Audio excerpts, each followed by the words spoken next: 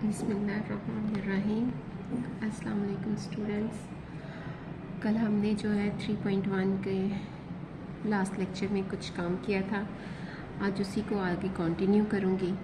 सबसे पहले हम थोड़ा सा मैं रिवाइज़ आपको करवाऊँगी। कल मैंने आपको थोड़ा सा बताया था what is AIJ। AIJ is the entry of a matrix in ith row and jth column. जब भी हम इसके सबस्क्रिप्ट लिखते हैं तो उसमें फर्स्ट टर्म शो करती है ith रो को और सेकंड टर्म जो है ये शो करती है उसके कॉलम को। जी बेटा, इसी तरह हमारे पास अगर मैं इसके साथ लिखती हूँ A1 2 तो इसका मतलब है ये एंट्री किसी भी मैट्रिक्स की फर्स्ट रो के सेकंड कॉलम की एंट्री है। अगर मैं लिखती हूँ A41 तो इट्स मीन कि किसी भी मैट्रिक्स के ये फोर्थ रो में फर्स्ट कॉलम की एंट्री है। अब स्क्वायर मैट्रिक्स क्या होता है ये भी हमने कल पढ़ा था, आज हम इसको सिर्फ रिवाइज कर रहे हैं। What is square matrix? Square matrix is a matrix where number of rows is equal to हो नंबर ऑफ कॉलम्स के, जहाँ पे कॉलम्स की तादाद कितारों की तादाद के बराबर हो, that is m is equal to हो n के। और स्क्वायर मैट्रिक्स के ऑर्डर हमेशा m क्रॉस m और n cross n, p cross p, 2 cross 2, 3 cross 3, इस किस्म के सारे ऑर्डर्स जो भी होते हैं इसको हम इन सारे ऑर्डर्स को हम कहते हैं ये स्क्वायर मैट्रिक्स है, क्योंकि इसमें रोज और कॉलम्स की तादाद हमेशा इक्वल होती है।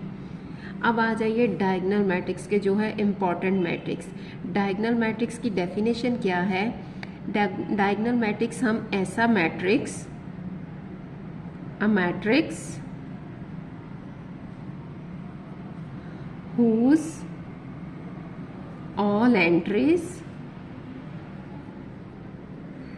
except diagonal ones, except diagonal entries is equal to 0। For example आपके पास ये कोई मैट्रिक्स है, अब और ये वाला मैट्रिक्स अ मैट्रिक्स नहीं, अब हम इसको कहते हैं अ स्क्वायर मैट्रिक्स।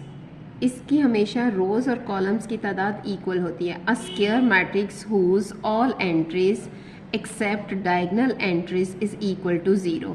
अब डायगोनल एंट्रीज कौन सी होती हैं? यहाँ पे जो भी एंट्रीज आती हैं उनको हम कहते हैं डायगोनल एंट्रीज। मीन्स अगर मैं इसको 3 क्रॉस 3 का बनाती हूँ, 3 रोज आएंगी, 3 कॉलम्स आएंगी। इसमें यहाँ पे एंट्री 1 0 0, 3 कॉलम हो गए, फिर 0 2 0 0 0 1। ये डायगोनल एंट्रीज हमारे पास नॉन ज़ीरो हैं और बाकी जितनी भी एंट्रीज हैं ये सारी हमारे पास 0 0 हैं। Such matrix is called a diagonal matrix. इसमें डायगोनल एंट्रीज एग्जिस्ट करती हैं और all other entries are equal to 0। अच्छा बच्चों, ये जो हमने ऊपर डेफिनेशन लिखी है ये हमारे पास है डिस्क्रिप्टिव फॉर्म में। इसी को मैं मैथमेटिकल फॉर्म में लिखना चाह रही हूँ। मैथमेटिकल फॉर्म में हम इसको कैसे लिखते हैं, पहले मैं लिखती हूँ उसके बाद मैं आपको ब्रीफ करती हूँ। इसमें हम लिखते हैं कि AIJ इज़ इक्वल टू, इसकी दो कंडीशन होती हैं, एक होता है 0 और एक होता है नॉट इक्वल टू 0। कुछ एंट्रीज इसकी 0 हैं और कुछ नॉट इक्वल टू 0 है। इसकी तमाम एंट्रीज़ को हम इस तरह IJ करके शो करते हैं। अगर आप नोटिस करें तो हमारे पास यहाँ, यहाँ और यहाँ इन 3 जगह पे नॉन ज़ीरो एंट्रीज़ होनी चाहिए। कहाँ पे नॉन ज़ीरो एंट्रीज़ होनी चाहिए? Where I is equal to J, I is equal to J, I is equal to J। So जहाँ पे नॉन ज़ीरो है, जहाँ I is equal to J and where I is not equal to J, like this one, 1 is not equal to 2, 1 is not equal to 3, 2 is not equal to 3। जहाँ पे ये unequal हैं उन सारी जगहों पे हमने क्या कंसीडर किया है? 0 0 एंड 0। ऐसे मैट्रिक्स को हम कहते हैं कि ये हमारे पास डायगोनल मैट्रिक्स है। डेफिनेशन को अच्छी तरह समझ लीजिए कि वो वाली एंट्रीज जहाँ पे रो और कॉलम इक्वल नहीं है वो सारी ज़ीरो हैं, जहाँ पे दोनों इक्वल हैं वो नॉट इक्वल टू ज़ीरो है। Such matrix is called diagonal matrix. आगे चलिए स्केलर मैट्रिक्स। इसकी पहले आपको देती हूँ एक एग्जांपल, फॉर एग्जांपल करके। हमारे पास स्केलर मैट्रिक्स में ये होता है, यहाँ पे डायगोनल में ये एंट्रीज डिफरेंट होती हैं और स्केलर में क्या होता है, ये सारी एंट्रीज सेम होती हैं। अमूमन हम सेम एंट्रीज के लिए यहाँ पे एग्जांपल दे रही हूँ तो लिखती हूँ कि this is equal to 4, 4 and 4।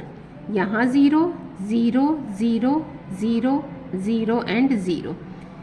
ऐसा मैट्रिक्स जिसकी तमाम डायगोनल एंट्रीज किसी एक नंबर के इक्वल हो उसको हम कहते हैं स्केलर मैट्रिक्स। और इसकी जो जनरल फॉर्म है वो हमारे पास क्या होती है कि ये हमारे पास होता है इस तरह की शक्ल में, लैम्डा 0, 0, 0। अब 4/4 का लिख रही हूँ, 0 लैम्डा 0, 0, 0, 0 लैम्डा 0, फिर 0, 0, 0 और लैम्डा। 4/4 का इसलिए लिखा है कि आप ये ना समझें कि ये सिर्फ 3/3 के लिए होता है, ये 4/4 के लिए भी हो सकता है, ये 2/2 के लिए भी हो सकता है, फिर ये 5/5 और इसका ऑर्डर कुछ भी हो सकता है। सो इसकी भी डेफिनेशन है, any square matrix of order n कर लीजिए, क्योंकि जब हम डेफिनेशंस लिखते हैं तो हम 2, 4, 3 फिक्स नंबर रखने की बजाय n जनरल बात करते हैं by writing n। Any square matrix of order n where. अब वेयर के बाद हम इसकी यही वाली डेफिनेशन रिपीट करेंगे, Aij इज इक्वल टू होगा 4 के, जब हमने ये वाली डेफिनेशन लिखी है। और जब हम इसकी जनरल डेफिनेशन लिखेंगे तो इस 4 को हम कर देंगे लैम्डा या म्यू कर देती हूँ, इज इक्वल टू होगा म्यू के for all i is equal to j के लिए। इन तमाम एंट्रीज के लिए i is equal to j के लिए ये किसी एक कांस्टेंट म्यू के इक्वल होगा और बाकी तमाम के लिए ये इज इक्वल टू 0 हो जाएगा, for all i not equal to j। जब आपसे डेफिनेशन पूछी जाएगी any square matrix of order n where aij is equal to है mu for all i is equal to j and is equal to है 0 for all i not equal to j, where mu is a constant।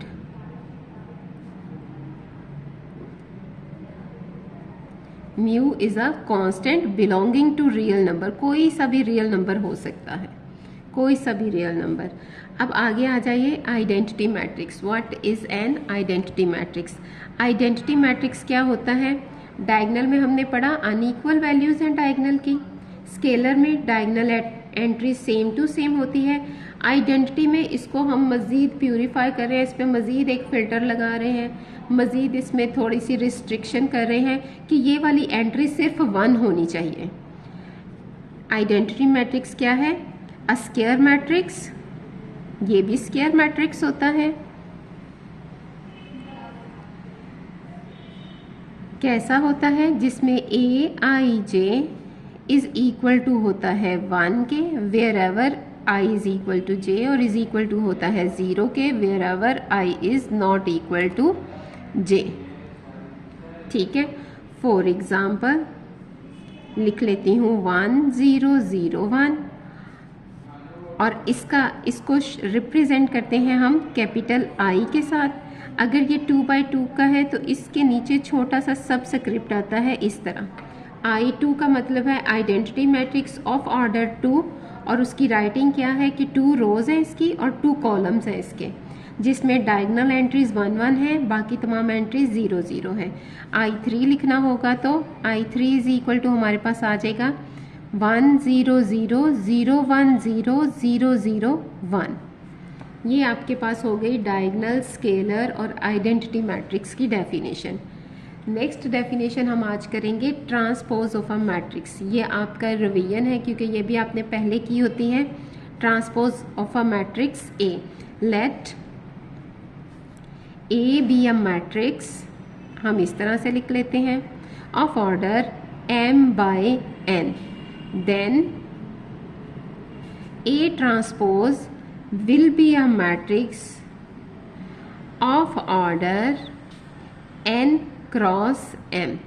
अगर आपके पास A में rows m है, columns n है, तो A के ट्रांसपोज में रोज़ n हो जाएंगी, कॉलम्स वाली रो बन जाएंगे, और रोज़ जो है वो कॉलम बन जाएंगे। n is equal to m हो जाएगा। Such a matrix is called transpose of a matrix. Simple meanings में हम इस तरह बोलते हैं, अगर से आपके पास A इज इक्वल टू है 2 4 0 1 9 8 से, तो A का ट्रांसपोज क्या करता है, उसने हर रो को कॉलम में चेंज कर देना है। मतलब जब मैं इसको लिखूंगी, A के ऊपर T डालूंगी, तो साथ ही मैंने A में जाके हर रो को कॉलम में लिखना है। 2 यहाँ, 4 यहाँ, 0 यहाँ, 1 इधर, 9 और 8। This is the rule for transpose of a matrix. Next आ जाइए इन्वर्स। इन्वर्स आज हम करेंगे सिर्फ 2 by 2 मैट्रिसेस तक का।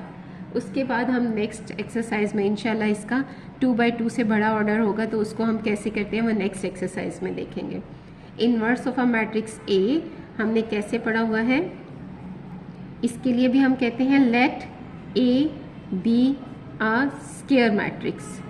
इन्वर्स के लिए भी कंपल्सरी है कि मैट्रिक्स आपका स्क्वायर ऑर्डर का हो। Let A be a square matrix such that, फिर हम कहते हैं हमारे पास ये भी चीज़ इसके इन्वर्स एग्जिस्ट करने के लिए कंपल्सरी है कि ए का determinant is not equal to हो 0 के। ठीक हो गया। देन हमारे पास क्या होता है, ए इन्वर्स एग्जिस्ट करता है और उसकी वैल्यू होती है 1 over determinant of A is into adjoint of ए।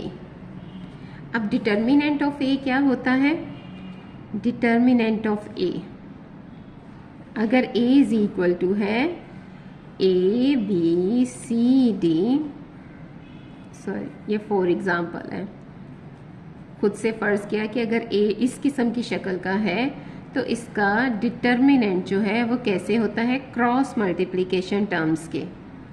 ये क्रॉस मल्टीप्लिकेशन करेंगे, ये आ जाएगा ए को डायगनल एंट्रीज को मल्टीप्लाई कर रहे हैं, ए को डी से मल्टीप्लाई, बी को सी से, और मिडल में साइन आता है नेगेटिव का ये।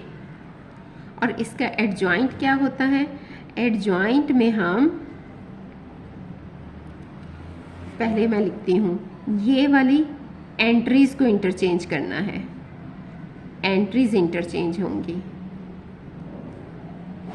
और यहाँ पे हमारे पास ये वाली जो साइड है, इस साइड पे सिंबल्स चेंज होते हैं। सिंबल्स मतलब पॉजिटिव है तो नेगेटिव हो जाएगा, नेगेटिव है तो पॉजिटिव हो जाएगा। इस तरह से आपका जो एडजॉइंट है वो क्या बन रहा है इस वाले मैट्रिक्स का, इसमें हमारे पास एडजॉइंट बन जाएगा, एडजॉइंट बन जाएगा डी ए माइनस बी और माइनस सी। ये दो एंट्रीज के हमने सिंबल चेंज किया और इन दो एंट्रीज को हमने इंटरचेंज किया है। अब इसके बाद नेक्स्ट हम अब अपनी एक्सरसाइज की तरफ आते हैं और देखते हैं कि एक्सरसाइज हमारे पास जो है हमने कहाँ तक की थी और नेक्स्ट हमने क्या करना है। कल मैंने आपसे कहा था कि हम क्वेश्चन नंबर 6 और 7 बाद में करते हैं। क्वेश्चन नंबर 6 की तरफ आइए। अब देखिए क्वेश्चन नंबर 6 में ए मैट्रिक्स उसने दिया है ए आई जे, जिसका ऑर्डर उसने दिया है 2 into 3, मतलब 2 हमने रोज़ बनानी है और 3 कॉलम बनाने हैं। इसकी एंट्रीज़ को हम कैसे लिखेंगे आज मैं आपको ये पहले बताती हूँ, उसके बाद हम आगे इसको सॉल्व करते हैं। ए इज़ इक्वल टू 2 रोज़ है, मीन्स 1 और 2, पहले ए लिख रही हूँ, उसके बाद इसको स्पेसिफाई करते हैं। और कितने कॉलम है, 3, 1 2 और 3 कॉलम्स। अब सारी एंट्रीज़ को पूरा करें, उसके बाद अब इनके सबस्क्रिप्ट लिखिए। सबस्क्रिप्ट, ये फर्स्ट रो है तो हर एंट्री 1 1, ये फर्स्ट रो सेकंड कॉलम तो 1 2, फर्स्ट रो थर्ड कॉलम 1 3। इसकी एंट्री चेक करिए, 2 1 2 2 और 2 3। अब आपने जो फर्स्ट प्रूव करना है उसमें वो क्या कह रहा है, लैम्डा ब्रैकेट में है म्यू और ए, सबसे पहले आपने ए मैट्रिक्स को म्यू से मल्टीप्लाई करना है। अब इसकी मल्टीप्लिकेशन चेक करिए, म्यू को ए से मल्टीप्लाई किया, कल हमने किया था स्केलर मल्टीप्लिकेशन। ए की हर एंट्री को म्यू के साथ लिखना है, mu A11, mu A12, mu A13, mu A21, mu A22 और ये आ गया A23। जब यहाँ पे पहुँच जाएंगे फिर आपने लैम्डा के साथ जो आंसर यहाँ पे निकला हुआ है उसको मल्टीप्लाई करना है। जब हम लैम्डा के साथ इसको मल्टीप्लाई करेंगे, पहले लैम्डा लिख के ये सारा मैट्रिक्स इधर रिपीट हो जाएगा, मैं नहीं लिख रही। उसके बाद हम दोबारा जब इसको मल्टीप्लाई करेंगे आंसर लिखेंगे तो ये आएगा lambda mu A11, lambda mu A12। इसी तरह थर्ड एंट्री, ये एंट्रीज यहाँ पे भी और यहाँ वाली भी आ जाएगी, lambda mu A21, lambda mu A22। फिर हम इसमें से लैम्डा और म्यू को कॉमन लेके जाते हैं तो हमारे पास अंदर आ जाता है A11, A12, A13 और बाकी एंट्रीज भी इसी तरह से A21 और ये सारे, और ये हमारे पास आंसर आ जाएगा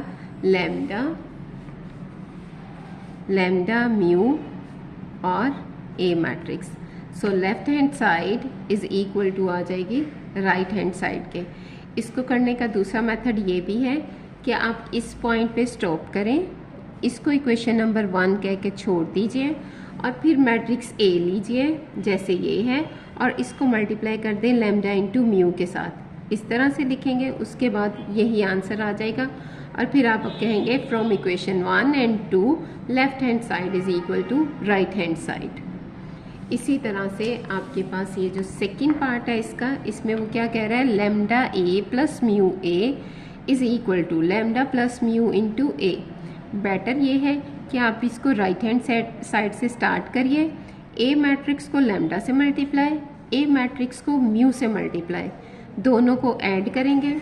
मीन्स अगर मैं यहाँ पे लैम्डा ए लिखती हूँ तो ये मेरे पास कितना आ रहा है, lambda A11, lambda A12, lambda A13।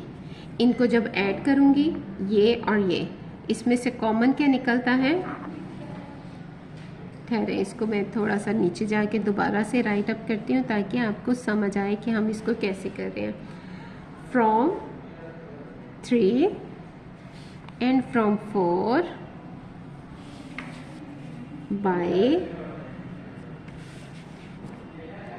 by adding 3 and 4 we get lambda a plus mu a is equal to lambda a11, lambda A12, बाकी एंट्रीज लैम्डा A21, बाकी एंट्रीज फिर लैम्डा A31 और ये वाली एंट्रीज, फिर प्लस साइन आएगा और यहाँ पे आपके पास आ जाएगा mu A11, mu A12 and so on. जब इनको आप टर्म बाय टर्म ऐड करेंगे आपका आंसर कुछ इस तरह से आएगा, lambda A11 plus mu A11, lambda A12 plus mu A12 और बाकी एंट्रीज भी इसी तरह से। फिर आप इनमें से A11 ले जाएंगे कॉमन, लैम्डा प्लस म्यू और A11 आ जाएगा। अगेन आपके पास अगली जगह पे भी लैम्डा प्लस म्यू और A12, सिमिलरली सारी एंट्रीज के साथ। देन आपके पास ये चीज़ बाहर निकल आएगी और वापस आपके पास A आ जाएगा जो कि हमारे पास लेफ्ट हैंड साइड में गिवन था। इसी तरह से आपने लैम्डा को A से मल्टीप्लाई करना है, माइनस करना है A मैट्रिक्स, तो आपके पास ये आइडेंटिटी भी प्रूफ हो जाएगी। नेक्स्ट पे आइए, नेक्स्ट हमारे पास है lambda A plus B, AIJ 2 rows 3 column, same matrix है पीछे वाले क्वेश्चन वाला। अब साथ में B है, इसकी भी 2 रोज है और 3 कॉलम्स है और एंट्रीज B11, B12 और B13 करके लिखनी है। उसको भी आपने पहले लेफ़्ट हैंड साइड के लिए दोनों को पहले ऐड करना है, फिर लैम्डा से मल्टीप्लाई। राइट हैंड के लिए आपने A को लैम्डा से मल्टीप्लाई करना है, B को भी लैम्डा से, और फिर उन दोनों को ऐड करेंगे तो आपके पास इसका और इसका आंसर सेम आएगा। आगे चलते हैं। आगे हमारे पास है A is equal to this, B is equal to this. आपने पहले A प्लस B और उसका ट्रांसपोज लेना है, और इसके लिए आपने A का ट्रांसपोज लेके और फिर B का ट्रांसपोज लेके दोनों को ऐड करना है। सपोज अगर मैं इसकी लेफ्ट जो राइट हैंड साइड है वो करती हूँ, तो उसमें है A transpose plus B transpose, कितना आ जाएगा? A का transpose, rows change in columns, 1 -1 2, ये फर्स्ट रो चेंज हो गई इन कॉलम में। दूसरा क्या आ गया? 0 3 एंड 1, प्लस करना है B के ट्रांसपोज में। B का ट्रांसपोज ये वाली चीज़ इधर 2 3 0, ये वाली टर्म्स यहाँ पे 1 2 -1। ऐड कैसे करेंगे हम? हर एंट्री कॉरस्पॉन्डिंग एंट्री में ऐड होगी। 1 प्लस हो जाएगा पहली में 1 प्लस 2, सेकेंड वाली सेकेंड में 0 प्लस 1, -1 प्लस 3 3 प्लस 2 2 प्लस 0 और 1 प्लस माइनस 1 आ जाएगा। ये लीजिए, ये आपका राइट हैंड साइड का आंसर आएगा। और इसी तरह आपने जो है लेफ्ट हैंड साइड के लिए पहले ऐड करना है, उसके बाद आपने ट्रांसपोज ले लेना है, हो जाएगा ये आपका। बाकी आपका डू योर सेल्फ है। अगले क्वेश्चन पे आइए, क्वेश्चन नंबर 11। इसमें है a⁻³ और a इज इक्वल टू ये है a³ हमने फाइंड आउट करना है, और गिवन हमारे पास है a। इसको हम कैसे फाइंड आउट करेंगे?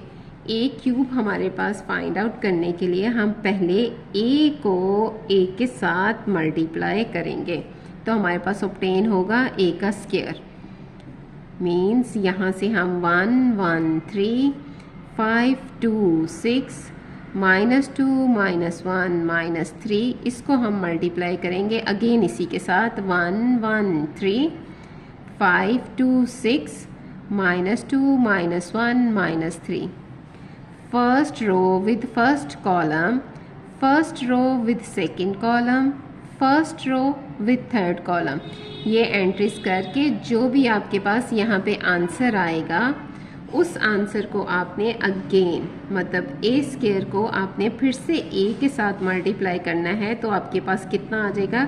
2 और 1 3, और आंसर निकल आएगा। ये वाला आंसर आप यहाँ शिफ्ट करेंगे, यहाँ पे जो भी आंसर आया होगा वो यहाँ शिफ्ट हो जाएगा, और अगेन आपने यहाँ पे A मैट्रिक्स लिख देना है 1 1 3 5 2 6 -2 -1 -3। ये आपका होमवर्क है, आपने इसे कंप्लीट करना है और चेक करना है कि आपका क्या आंसर आ रहा है। ठीक हो गया। नेक्स्ट आपके पास आ गया क्वेश्चन नंबर 12। क्वेश्चन नंबर 12 में है फाइंड द मैट्रिक्स X, और इफ़ करके उसने आपको ये एक इक्वेशन दी हुई है जिसे मैट्रिसेस की इक्वेशन है। इसमें ये भी मैट्रिक्स है, ये भी मैट्रिक्स है और ये भी मैट्रिक्स है। अब इसको हम कैसे सॉल्व कर सकते हैं? इसके लिए हम लेट कर लेंगे x को is equal to A B C और D। उसके बाद आप इसको करेंगे मल्टीप्लाई, x की वैल्यू को इस जगह पे पुट कर देंगे, पुट इन 1, पुट इन 1। जब हम 1 में पुट करेंगे तो हमारे पास आ जाएगा A B C D into 5 2 -2 1 is equal to -1 5 12 and 3। ये लीजिए, जब आप मैट्रिक्स मल्टीप्लिकेशन कर रहे हैं तो आपके पास क्या आंसर्स आ रहे हैं, इसको मैं यहाँ रख रही हूँ। फर्स्ट रो को फर्स्ट कॉलम के साथ मल्टीप्लाई किया, a into 5 5a plus minus minus 2b, a 2 time 2a plus b, second को इसके साथ मल्टीप्लाई कर रही हूँ। अब यही चीज़ रिपीट हम करेंगे इस रो के साथ, c मल्टीप्लाई होगा इन दोनों के साथ, c with 5 5c, d with 2 minus 2d, फिर यहाँ पे 2c plus d is equal to है -1 5 12 एंड 3। ये लीजिए, यहाँ से आपने कल हमने पढ़ा था इक्वालिटी ऑफ टू मैट्रिसेस, उसमें हमने पढ़ा था कि हर एंट्री कोरस्पॉन्डिंग एंट्री के इक्वल होती है। पहली एंट्री को पहली के इक्वल रखा तो हमारे पास इक्वेशन आ गई 5a minus 2b is equal to -1 के। ये देखिए, ये एंट्री मैंने बराबर की है इसके। अब दूसरी वाली आएगी इसके बराबर, तो आ जाएगा 2a plus b is equal to 5। ये आपके पास दो इक्वेशंस आ गई। जब हम ऊपर से ये वाली पे आएंगे तो हमारे पास आता है 5c minus 2d is equal to, ये एंट्री पड़ी है यहाँ पे कोरस्पॉन्डिंग ये वाली, इज इक्वल टू 12। अगेन ये 2c plus d is equal to है 3 के। इनको अब हमने सॉल्व कैसे करना है, इक्वेशन नंबर 1, इक्वेशन नंबर 2, 3 और 4। जब मैं 1 और 2 को सॉल्व करना चाह रही हूँ तो हमें क्या होता है कि हम या तो a के कोफिशिएंट्स इक्वल कर लें या फिर b के कोफिशिएंट्स इक्वल कर लें, या फिर किसी एक की वैल्यू मैं निकालूं और दूसरी में पुट कर दूं। इसमें से जो इजी लगे आप वही अडॉप्ट कर सकते हैं। मैं किस तरह कर रही हूँ कि मैं इक्वेशन 2 को मल्टीप्लाई करूँगी 2 के साथ और फिर ऐड कर दूँगी इक्वेशन 1 में। इक्वेशन 2 मल्टीप्लाई बाय 2 कितना आ गया, 4a plus 2b is equal to 5 2s are 10। Then subtract कर दीजिए, आप ऐड कर दीजिए, ऐड इक्वेशन 1। इक्वेशन 1 ऐड की, यहाँ पे लिखा 5a, यहाँ पे minus 2b is equal to -1। ये लीजिए 4 एंड 5 9 है। ये जिस तरह आप लाइन लगा के करते हैं वैसे कर लीजिए। इन दोनों को ऐड किया तो 9a आ गया, इन दोनों को करेंगे तो ये 0, 10 माइनस 1 करेंगे तो अगेन आपके पास 9 आ गया। डिवाइड बोथ साइड्स बाय 9, तो आपके पास a इज इक्वल टू कितना आ जाएगा, 1 के। a की वैल्यू निकल आई है, इसको आप इक्वेशन 1 में भी पुट कर सकते हैं और इक्वेशन 2 में भी पुट कर सकते हैं, जो आपको इजी लगे।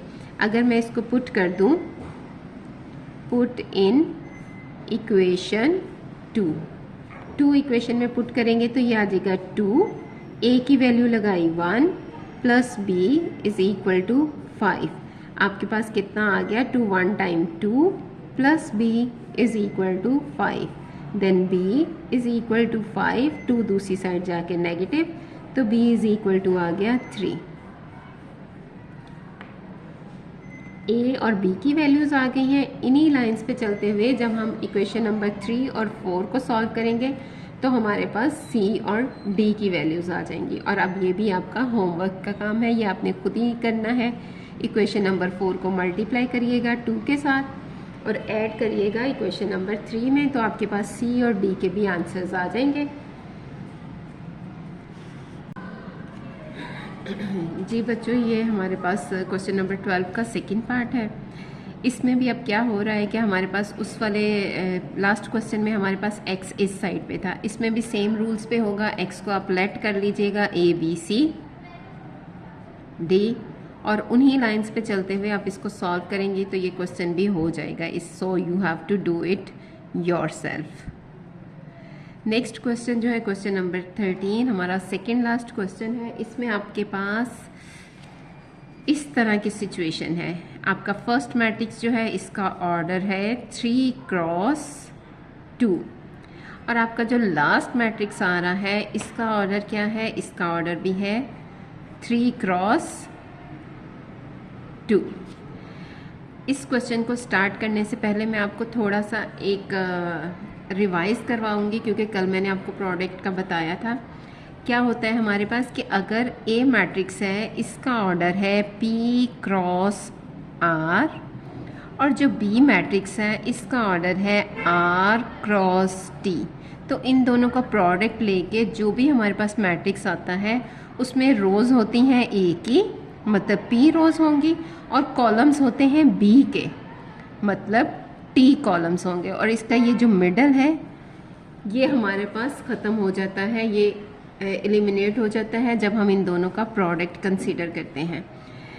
अब ये मैं आपको क्यों बता रही हूँ, क्योंकि मेरे पास A दिया हुआ है, C दिया हुआ है, और मैंने ये गेस करना है कि मेरे पास ये दरमियान वाला जो मैट्रिक्स है जो यहाँ पे पड़ा हुआ है, देखिए जो यहाँ पे पड़ा हुआ है, इसका ऑर्डर मैंने कहाँ से लेना है। इसका ऑर्डर मैंने लेना है यहाँ से, ये देखिए ये यहाँ पे, और फिर ये इधर इसकी रोज़ हमारे पास आ रही हैं ए से और कॉलम्स आ रहे हैं सी से।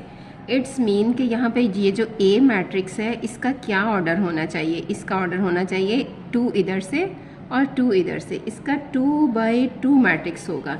इसलिए मैं लेट करूँगी again, let A is equal to 2/2 का मैट्रिक्स अगेन हमारे पास आ जाएगा A B C और D।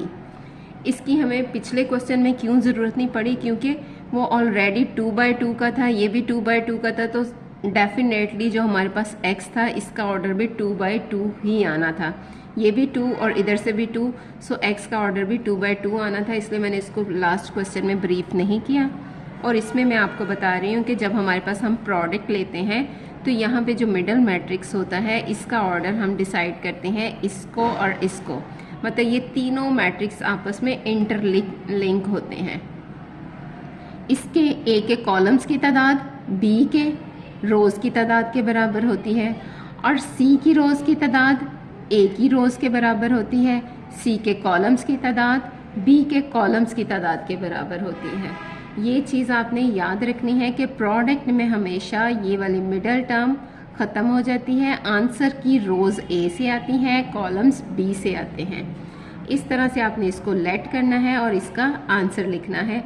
बाकी सारा क्वेश्चन आपका सेम लाइंस पे ही होगा जो ये वाला क्वेश्चन नंबर 12 हमने किया है।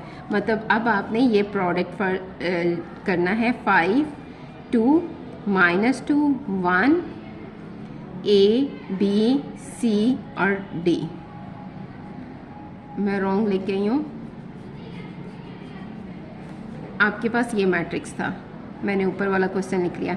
5 -1 0 0 3 1 और इसको हम मल्टीप्लाई करेंगे ए मैट्रिक्स जो है A B C D is equal to 3 -7 0 0 7 और 2।